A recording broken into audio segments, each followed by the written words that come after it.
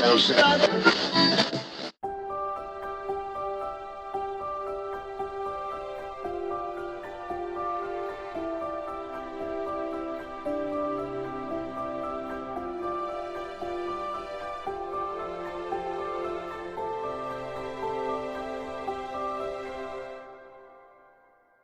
morning. So I got a notification from the bee shipper yesterday that the bees will be shipped 3 days from now. So they'll get here maybe 6 days from now. It's a really beautiful day here. It's not going to be a beautiful day or week next week, or maybe on the day that they arrive. We have a 50% chance of rain or snow. So in the interest of being completely prepared, we're going to get the hive set up today and hope for the best when they arrive. The flowers are already in bloom here, just south of the Sierras. Got these pretty blue flowers and purple flowers.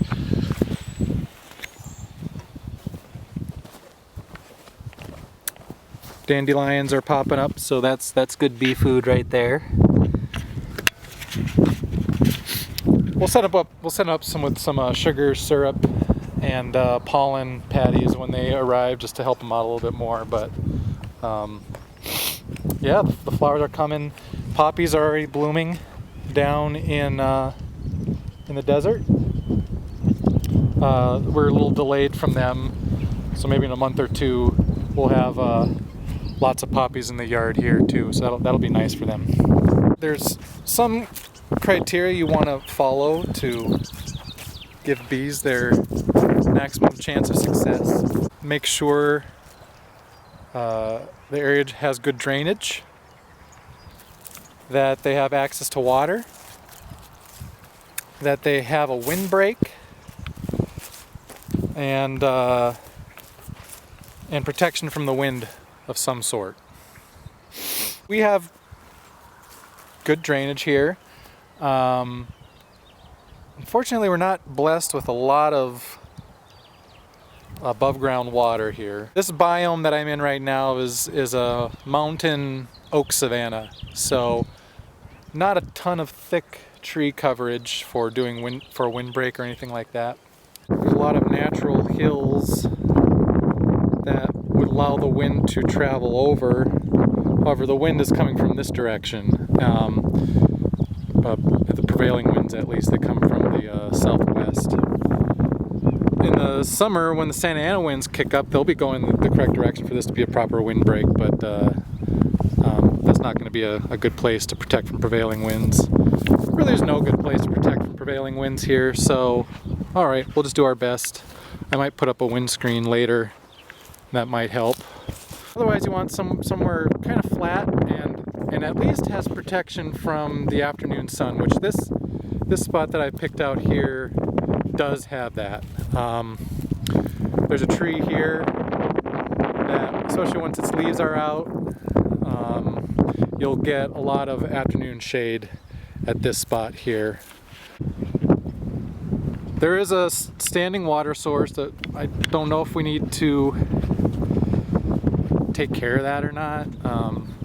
I haven't really had much mosquito issues here, but if it does end up being an issue, we'll clean it up. That is some nasty water. That's just drain water. I mean, rainwater. That's one option, I guess, for a backup. But I'll plan on keeping a bucket full for them to drink from. Put styrofoam on top of that. I'll maybe go over that in a different video. But otherwise, in their flight path is going to be this really nice, pretty much undeveloped meadow that's just raw land. So I expect this to have a lot of flowers and poppies and all manner of flora. I think they're going to be set up pretty good for food when the flowers fully bloom. Another thing you want to be cognizant of for water is make sure your bees have a local water source on your property. Otherwise, they're going to go to your neighbors' kiddie pools and faucets. what my strategy is setting up the hive is to make sure back to front it has a little bit of down slope.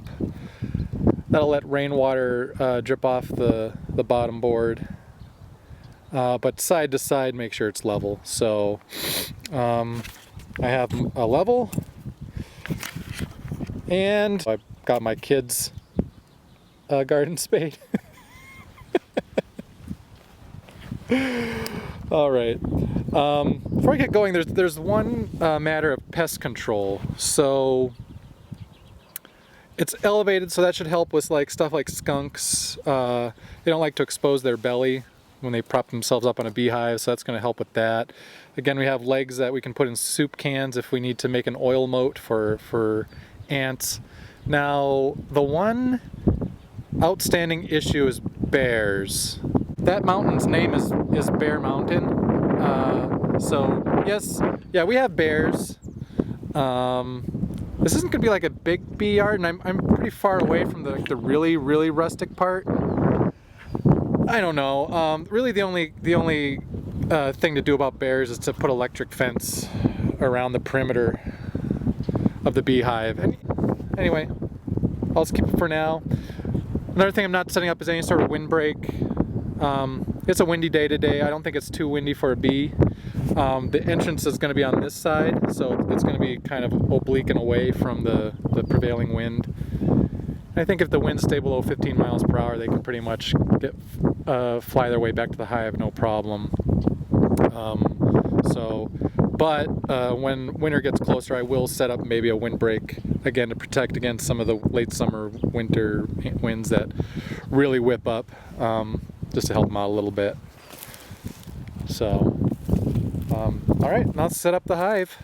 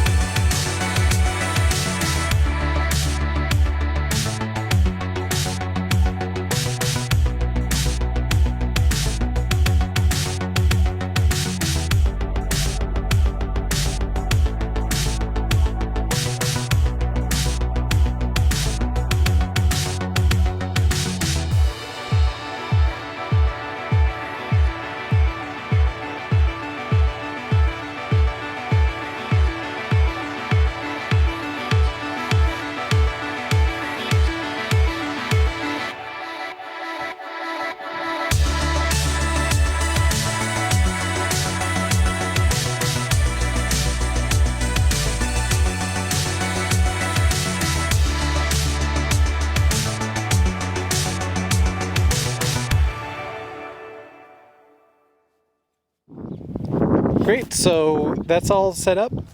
All we're missing, what would normally be on a beehive, is you'd put a rock or something heavy on the cover to keep the lid down from all the wind.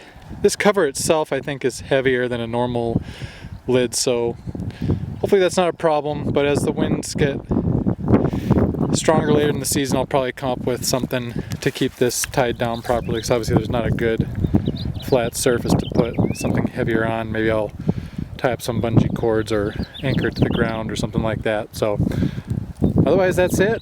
So see you in a little less than a week.